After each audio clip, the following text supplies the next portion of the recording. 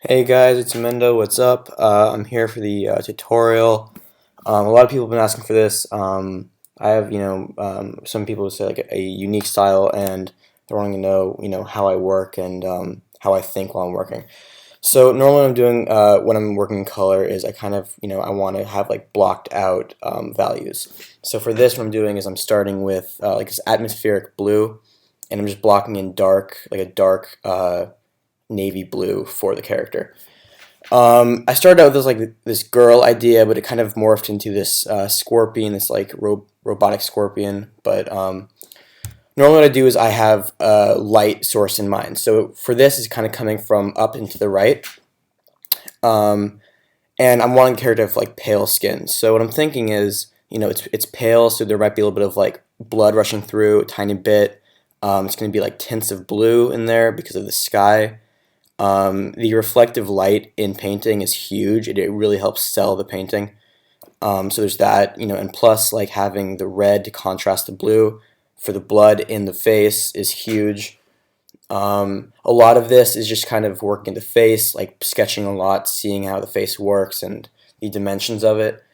Um, Something that's really important for me is breaking down the shapes, the individual shapes of the face. So like the cheekbones, the eyebrows, the nose, and think about like where does blood flow. So the cheeks, the eye, the nose, stuff like that. So this is really important here. So when people think about like vibrant colors normally, and especially working from such a dark background, they think of like, okay, I'm going to go to the highest vibrance. What it is though is that you have to kind of start where it matches the the value of the actual background. So and obviously it's not going to be that dark, but what it does is it actually helps bring out the brightness of the color. So if you use something brighter later on, it'll actually contrast more.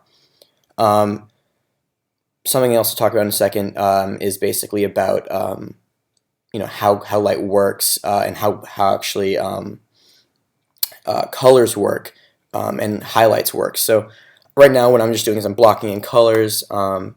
I'm trying to get it, working, just kind of like have a general idea of where I want colors to be, the shape I want the shape I want the metallic objects to be, how I want it to how I want it to be positioned on the face. Um, Something really important, I think, when you're doing this is kind of keeping in mind the tone of the painting. What you want the character to be feeling, what you want the viewer to be thinking and feeling, and just kind of have a really cool, badass character concept. I think a lot of people, what they do is they just kind of jump into it and not think, and I think in the long run actually is like really destructive for the actual concept. So right here what I was thinking was like, okay, there's a lot of blue, so I'm going to be adding red to it to kind of contrast that, like I did a little bit in the face. And there's not going to be a ton of red in the painting, but I think it's really important to kind of add that in, and just have that be like a something to make it interesting. So yeah, what I'm doing here is I'm kind of like blocking in, adding light to it, adding contrast, and kind of making it seem a little bit three-dimensional. Uh, I think also adding like contrast is huge. So if you have like kind of all darks or all kind of like a um, something on like just grayscale, and there isn't any contrast between like light and dark, it makes it boring. It makes it really really boring. Another thing is if you're doing like a metallic, like this mech creature, and it's all really, really intensely intricate design, it's so overcomplicated for the actual viewer. So try to have points where it's complicated and then a rest point for the eye. Nobody actually consciously notices this, but it really makes it easier to look at and more enjoyable to look at. So for this, again, I'm just trying to figure out, how I want the helmet to look and feel and work. Adding a little more shadow and highlights to the face, really important. It makes it seem like it's more there in the actual atmosphere. Again, if it's like this like light milky kind of blue, I think it's important to kind of show that in the face.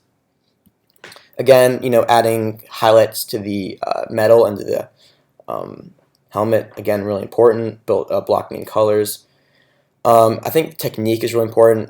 If you guys want, I can link my brush in the actual video so you guys can use that.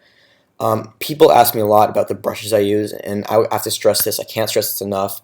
The brush you use doesn't necessarily impact the quality of your work. it's the time you spent practicing. And trust me, when I first started, like, this was something that I used to do all the time, where I just wanted to get to the highest quality work the fastest I can, and that's not realistic. You have to kind of start from the basics and build up.